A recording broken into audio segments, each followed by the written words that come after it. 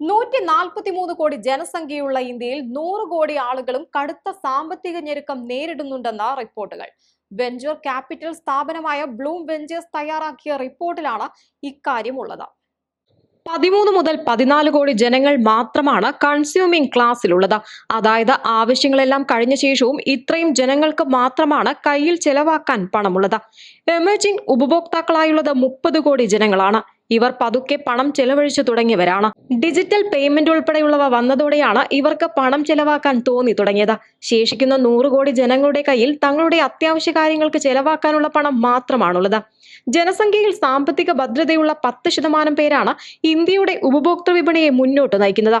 ഇവരാണ് സമ്പദ് വ്യവസ്ഥയെ വളർച്ചയുടെ ട്രാക്കിൽ പിടിച്ചു നിർത്തുന്നത്. ഇന്ത്യയിൽ സമ്പന്നർ കൂടുതൽ സമ്പന്നരാകുകയാണെന്നും റിപ്പോർട്ടിൽ പറയുന്നു. രാജ്യത്തെ 10% ജനങ്ങളാണ് രാജ്യത്തിന്റെ മൊത്തം വരുമാനത്തിന്റെ 57.7% കൈവശം വെച്ചിട്ടുള്ളത്. 1990-ൽ ഇത് 34% മാത്രമായിരുന്നു. ഫിനാൻഷ്യൽ സേവിങ്സ് മോശമായതും കടബാധ്യത കൂടിയതും നിരവധി കുടുംബങ്ങളെ അലട്ടുന്നുണ്ട്. പല ബ്രാൻഡുകളും വിപണിയെ വിശാലമായി സമീപിക്കുന്നതിന് പകരം ഒരു വിഭാഗം ഉപഭോക്താക്കളിൽ മാത്രം ശ്രദ്ധ കേന്ദ്രീകരിക്കുകയാണെന്നും റിപ്പോർട്ടിൽ ചൂണ്ടിക്കാട്ടുന്നു.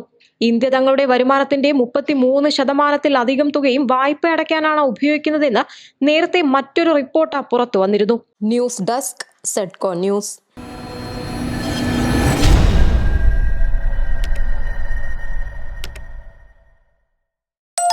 സ്വഭാവമാറ്റമോ പശ്ചാത്താപമോ ഇല്ലാതെ അഫാൻ ക്രൂരമായി കൊന്നത് 5 പേരെ. 5 കൊലകൾക്കിടയിൽ 82 കിലോമീറ്ററാണ് അഫാൻ സഞ്ചരിച്ചത്. കൊന്നത് മാത്രമല്ല, ഒരു കൂസലുമില്ലാതെ ഭക്ഷണം കഴിക്കാനും വിശ്രമിക്കാനും അഫാൻ സമയം കണ്ടെത്തിയിരുന്നു. ഒരു ദിവസം പലയിടങ്ങളിൽ സഞ്ചരിച്ച് ഒന്നിലേറെ പേരെ കൊല്ലുന്ന കൊല തന്നെ കേരളത്തിൽ അപൂർവമാണ്.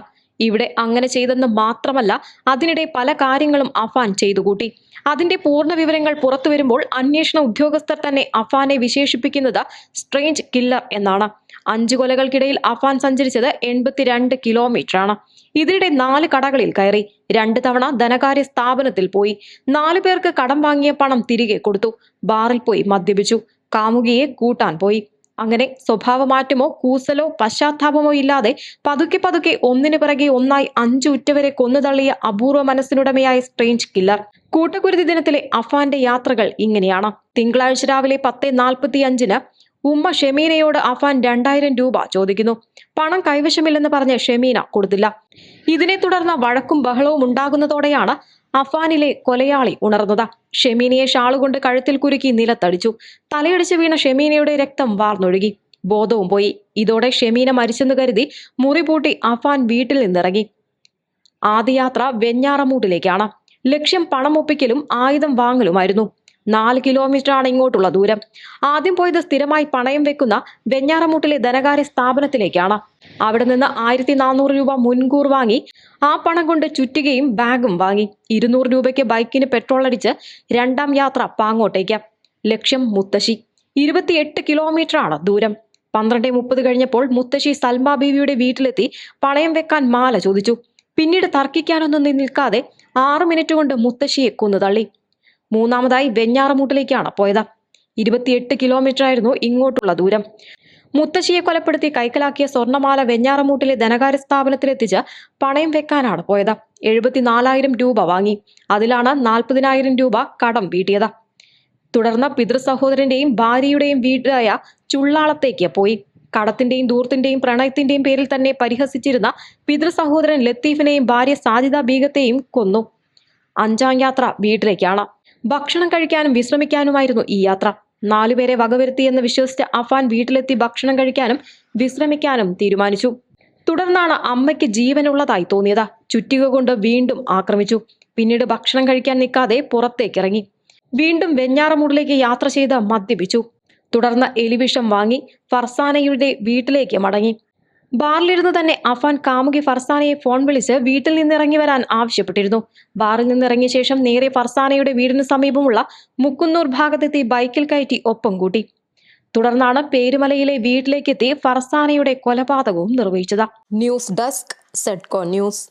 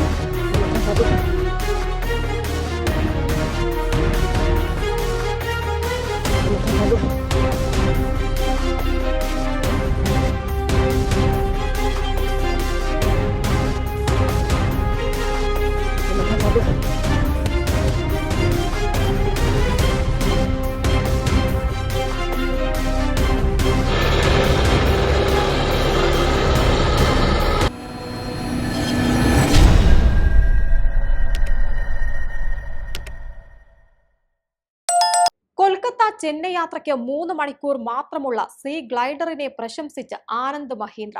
IIT മദ്രാസിന്റെ ഇൻക്യുബേഷൻ സെല്ലിന്റെ പിന്തുണയോടെ വാട്ടർഫ്ലൈ ടെക്നോളജീസ് എന്ന സ്റ്റാർട്ടപ്പ് കമ്പനിയാണ് ഈ നവീന ആശയത്തിന് പിന്നിൽ. രാജ്യത്തിന്റെ ഗതാഗത മേഖലയിൽ ഇനിയൊരു വിപ്ലവം സൃഷ്ടിക്കാൻ പോകുന്ന സംവിധാനം ഇലക്ട്രിക് സീ ഗ്ലൈഡേഴ്സ് ആയിരിക്കുമെന്നാണ് വിലയിരുത്തൽ. ഏറ്റവും വേഗതയുള്ളതും ചിലവ് കുറഞ്ഞതുമായ സംവിധാനമായിരിക്കും ഇതെന്നാണ് കരുതപ്പെടുന്നത്. IIT മദ്രാസിന്റെ ഇൻക്യുബേഷൻ സെല്ലിന്റെ പിന്തുണയോടെ വാട്ടർഫ്ലൈ ടെക്നോളജീസ് എന്ന സ്റ്റാർട്ടപ്പ് കമ്പനി നടപ്പാക്കുന്ന ഈ ഗതാഗത സംവിധാനത്തെ പ്രകീർത്തിച്ച് മഹീന്ദ്ര ഗ്രൂപ്പ് ചെയർമാനായ ആനന്ദ് മഹീന്ദ്ര തന്നെ രംഗത്തെത്തിയിരുന്നു.